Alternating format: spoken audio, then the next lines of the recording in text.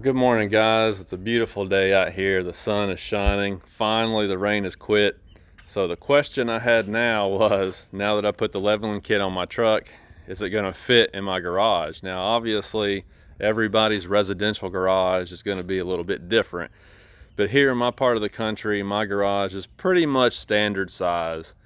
And so I'm going to put some tape measurements in here and kind of give you an idea of what I'm working with, and hopefully it'll help you figure out if it'll work for you. All right, looks like I've got about 81 and a half inches. We'll call it 81 and a half from the ground up to the door opening in my garage, about 81 and a half. How much I've got to spare, and it looks like I'm going to end up with about 3¼ inches from the top of that shark fin antenna to my door. A little bit over 3 inches is what I. And from the wall all the way over here to the point where my garage door actually closes and makes contact with the ground here, I've got about 244 inches. So what's that, about 20 feet and 3 inches is how deep my garage is. Here's what I've got in the front, and I don't know if the camera does it justice, but if you put a tape measure on that, it's about 4 or 5 inches of space there. So it's up against the wall, but it's not literally up against the wall. So it fits, but as you can see, it is really tight. I've got the nose of the truck all the way up against the wall. And then when I come back here to the rear, it just barely makes it. It does fit, but it's packed in here like a sardine. So this is the reason why I went with a 5-foot 7-inch box, because it allows me to just barely get my truck in the garage. So yeah, I was able to get it to work just barely, but it's in there. Good news for me, because in the wintertime, it's so much nicer when you leave at 6:30 in the morning and you don't have to scrape your windshield and all that. It's just really awesome. So now obviously we're headed towards spring and it's not a big deal anymore, but at least I know it's going to work, and there it is. Even with the leveling kit on here, I had enough height to get through the door opening there. So that's good, and I've got enough extra space that when I put my 33 or 34-inch tires on the truck, I'm still going to be able to get the truck in the garage. So that's awesome. So there you go. I don't know if you guys have tried it yet or not, but if you've got at least 20 feet and 3 inches of length, you can get one of these trucks in the garage. And of course the height is close. You'll have to take some good measurements on there, because you don't want to rip that shark fin antenna off the top of your truck. When you do that, it's bad news, because then you bend the sheet metal in the roof, which makes it hard to seal it off from water ever again.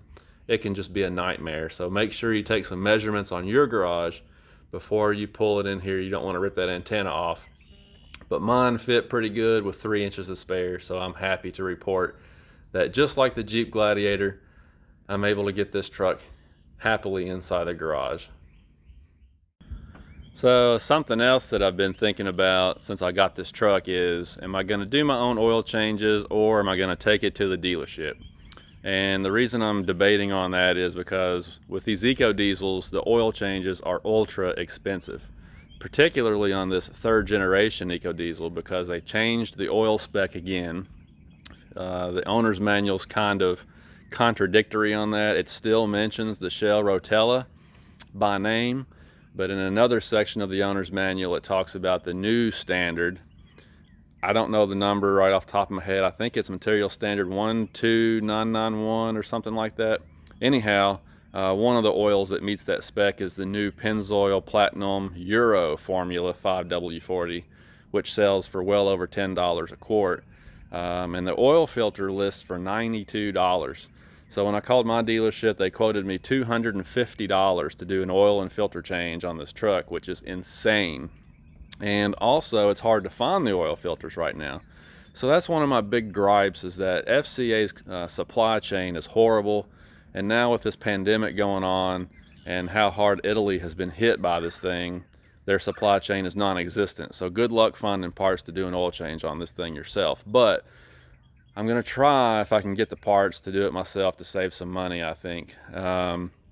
So I got a couple of little toys here that I'm gonna use when I get my parts here to do this. Check this out. So you guys have probably seen these things before. This is a Fumoto quick oil change valve. I'm hoping this is the right part number. I have not confirmed it yet.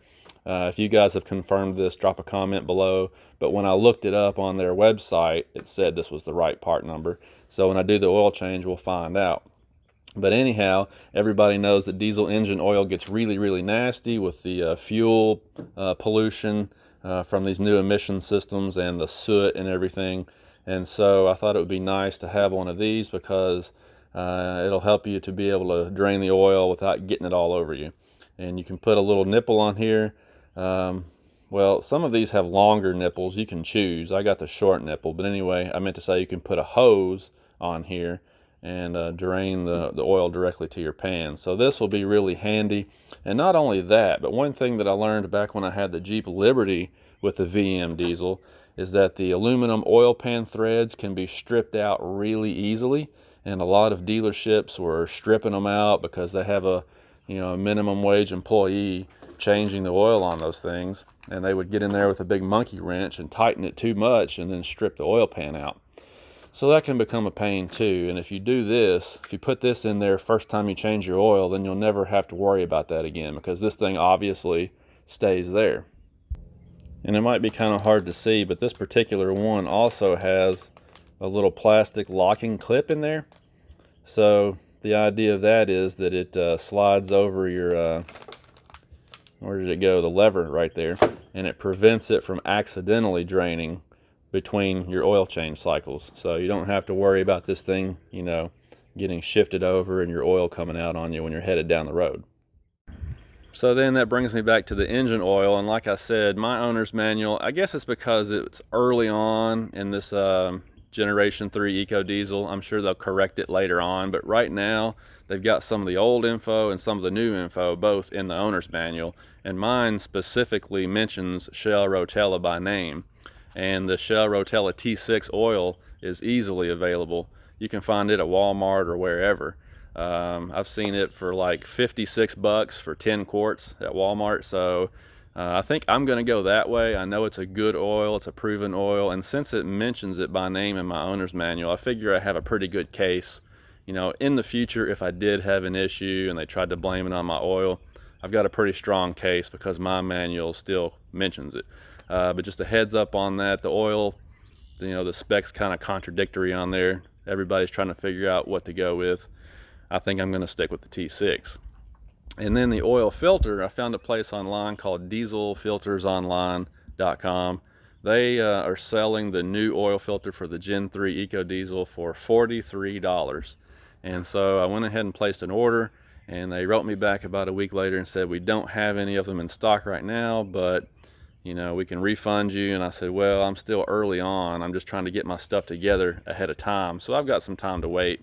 I'd like to, continue to wait and let you send me one of those when you get it. So hopefully here in the next couple of weeks, they'll get some more of those oil filters and start shipping them out. But anyway, that's almost half price from what you'll pay at the dealer, because that's a big discount off the list price.